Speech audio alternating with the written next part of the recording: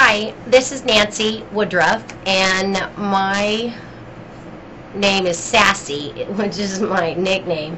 And I have introduced myself as Nancy Sack, but Sack is my ex-husband's name, and he walked out on me because I wouldn't stop helping homeless people. So I've decided to go back to Nancy Woodruff. The reason I stayed with Nancy Sack is because my son, Isaiah, was taken from me, legally kidnapped by my ex-husband. And what I want to talk about again is the man who went to Japan and kidnapped his 2 children from his ex-wife. There were a couple of things that he could have done differently. For one thing, he could have went to Japan. He could have moved to Japan. I know it's expensive.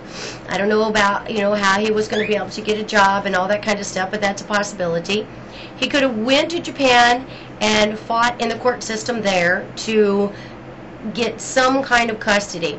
The problem is that Japan has some kind of tradition where when a parent leaves or two parents divorce, that the children stay with one parent and the other parent never visits.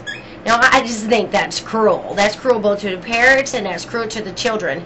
There's no possible way, I don't care how hard-hearted you are, that you can leave and not think ever about your children again, or to think that your children are never going to think about you again. Maybe they just assume that if the children stay with one parent, that parent is going to remarry, and then so that there's no fuss and fighting, that's the reason why the other parent doesn't visit. I don't understand why they do it the way that they do.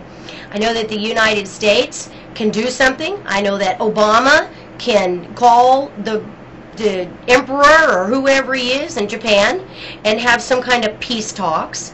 He can maybe say how sorry we are about Hiroshima and about all the children that have cancer and the people that have cancer today because of the atomic bomb we dropped on them. I don't know. Maybe this would be a good time for a little peace talk. Anyway, I would like to say that my ex-husband did the same thing to me. He took my child from me and the police didn't help me. That's a long story.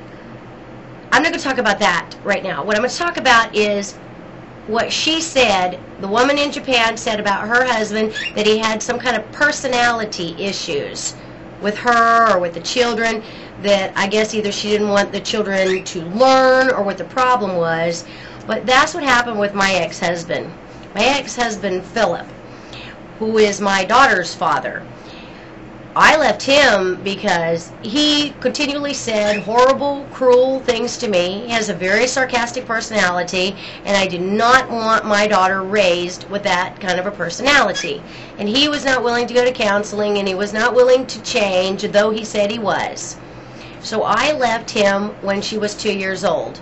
Now, I know he missed her. I know he missed her. He cried. He called me on the phone, threatened to kill himself. He did all kinds of things trying to get me to go back, but he was cruel, and to be married to him for 4 years was extremely hard. I was begging God for cancer. I hated myself. I didn't think that my life was ever going to get better, and I knew that if I stayed with him that it really wouldn't get better. Now, that's not to say that he has maybe not changed. I don't know what the kind of person that he is today, but I can say this one thing, that the man called his daughter every week without fail. Every single week from the time she was 2 or 3 years old until she was 14 years old when she went to live with him. She went to visit him 6 weeks in the summer. He sent child support every single month on time without fail. Now, that's not to say that every time he called he didn't beg her to come live with him. He did. He begged her. But I couldn't be in the same state as he was. I couldn't even be in the same city as he was because he'd make me feel guilty, and I'd go back to him and I would have never gotten better. It was a horrible situation. But this situation with this woman in Japan and this man can be different. It can be different because today is different. They can learn different. This is not right for this man to be separated from his children, and maybe he needs counseling. Maybe he needs to be videotaped. Maybe he needs the super nanny. Maybe he needs to see a little thing about himself. Maybe she does. Maybe somebody needs to step into this situation and videotape them and explain to them so that they can see for their own eyes what they're doing to their children is a horrible, terrible thing. Now, I would have loved for it to be different between Phillip and I, for her to be able to visit him more often. But I can tell you this, that for the first 2 years of her life, he didn't hardly do anything with her. He didn't hold her, he didn't change her diaper, he didn't do any of that. I did it all. I did everything. But then I began to sell Mary Kay. Speaking of Mary Kay, that company teaches you to put your children in daycare so that you can get away, so that you can get out of your house, so that you can have diamond rings. That's what they do. They teach you that diamonds are a girl's best friend. Mary Kay Cosmetics. Oh, I spent my time selling that product. Oh my goodness. Mary Kay Cosmetics causes cancer. Plastic causes cancer. You don't need Mary Kay Cosmetics in order to look good. I haven't used Mary Kay Cosmetics in years and years. And even when I did sell it, I didn't use it every day. Well, look how good I look. That's because I know how to take care of my skin, and it has nothing to do with Mary Kay. I learned a lot from Mary Kay Cosmetics. Yes, I did. I wash my face every day, or I try to wash my face every single day.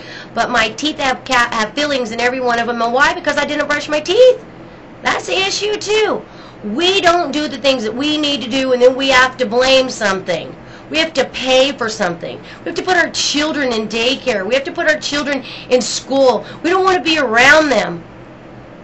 Or we do want to be around them like this man who wants to be with his children in Japan. And now he's in jail for kidnapping his own children when Japan doesn't recognize parental kidnapping.